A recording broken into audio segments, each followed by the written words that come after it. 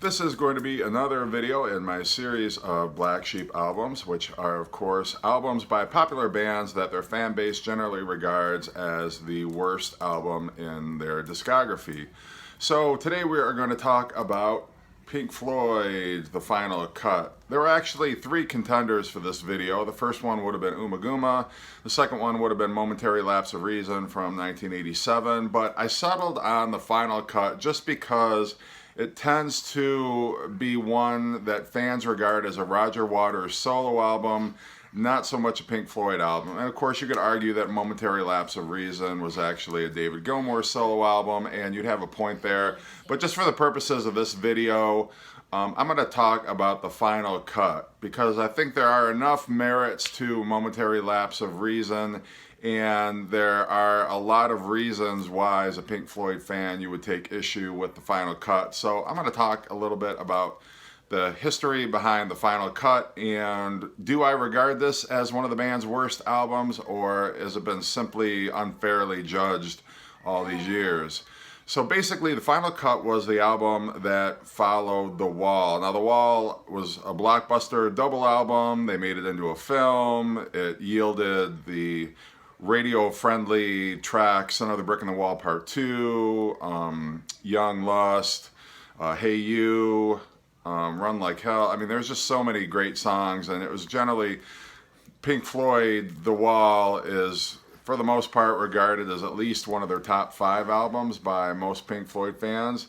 And so what happened after The Wall is Roger Waters fired Richard Wright from the band and decided that rather than release a bunch of leftover Wall tracks that were part of the movie as a soundtrack companion to the film, that he was going to develop some of the songs into a new thematic album, concept album as you will, called The Final Cut, which digs a little bit deeper into the implications of war, not only on the soldiers that are fighting the war, but the families of those individuals, and just basically the casualties of war, and also, some of the perpetrators of war.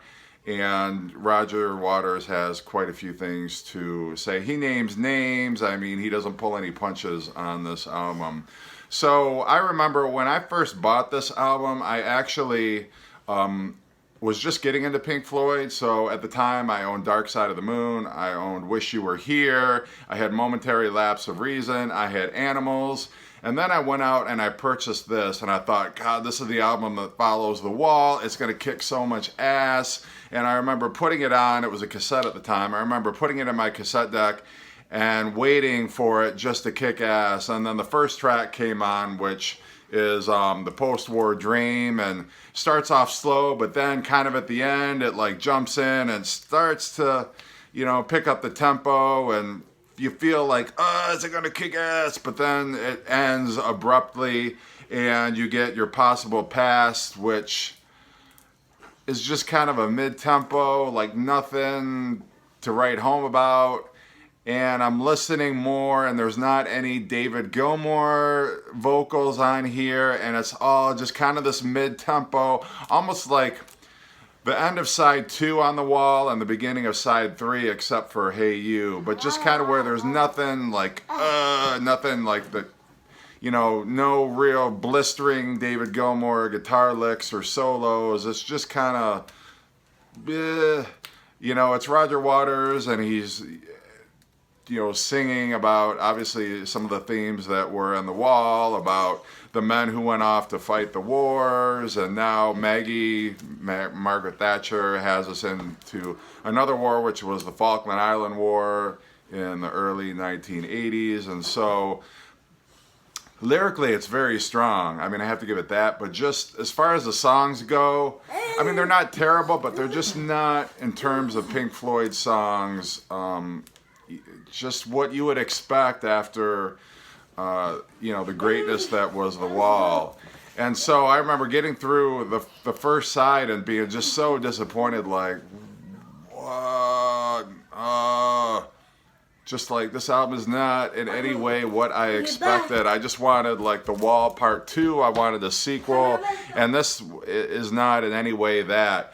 And the big knock against the final cut is that this is a Roger Waters solo album, and I think in large part that's fair because there's only one David Gilmour vocal on here. There are a couple really cool David Gilmour guitar solos on here, but other than that, he's really absent from the album. And unfortunately, that was the thing that really made Pink Floyd work for me, was you had that balance between Roger Waters' biting lyrics and David Gilmour's great guitar work and Richard Wright's, great accompaniment on keyboards and the textures that he was able to lend to the songs, and then Nick Mason's creative drumming, and there's just really the only thing on here is Roger Waters' biting lyrics.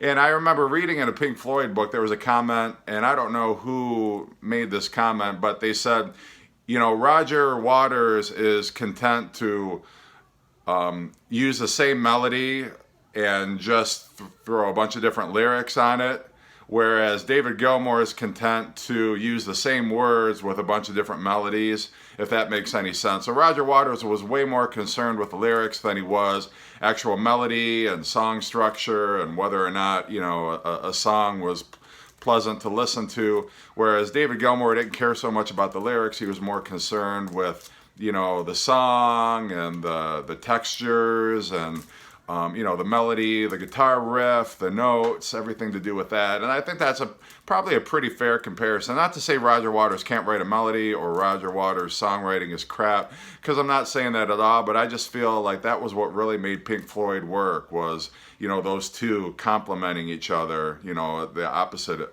extremes as songwriters. So yeah, it's pretty fair to say that this is a Roger Waters solo album. David Gilmour sings on the actually only song that kind of kicks ass, Not Now John, which is at the end of side 2. The rest of it is all just kind of mellow, mid-tempo. Some of the songs are really brief. Others go on maybe a little bit longer than they need to. There's some recycling of melodies. But in general, yeah, it's a Roger Waters solo album. And if you're not a huge fan of Roger Waters, if you're going to miss David Gilmour a lot, he's really not, there's not a whole lot of David Gilmour on here. So I would say, is this album, one of their worst? I don't know, worst maybe too strong of a language. I would say weakest probably, because you don't have all the elements. Richard Wright is not on here. David Gilmour is barely on here. And Nick Mason is even on here less than David Gilmour is. It's hard to tell who plays the drums on here. I don't know if it's Nick Mason, or I know Nick Mason's on here somewhere, but I'm not quite sure where he is playing drums. And then it's just a lot of Roger Waters, and it's just, there's a lot of lyrics, a lot of words, there's a lot to take in. The anti-war sentiment is a lot more, there's a lot more of that on here. The Wall was kind of taken up with the story of Pink, and he's a washed-up rock star, and, his dad died in the war, and so now he's going through, some trauma and taking drugs and all that. So there are a lot of things going on in The Wall. This is just strictly an anti-war album, almost a protest album, I guess you could say. And for a lot of Pink Floyd fans, it's not going to work. For me, I know when I first heard it, I was real disappointed until I got to Not Now John, and I'm like, well, finally, this is kind of more like the Pink Floyd that I was expecting, but there's just not enough of it on here. It's not a terrible album. I mean, I'll put it on if I'm just in a certain mood, but it's not one of my favorite Floyd albums. Is it terrible? No, it's not terrible. It's just a bit of a letdown if you're expecting, a great sequel to The Wall. And if you're a David Gilmour and Richard Wright fan, it's just not anything that is representative of the best of Pink Floyd. So I'm going to say, is it terrible? No, but definitely I would say in the bottom 3 as far as I'm concerned of Pink Floyd's discography. So again, thank you for watching. I hope you all are doing well, and I appreciate the likes, I appreciate the comments, and everybody take care.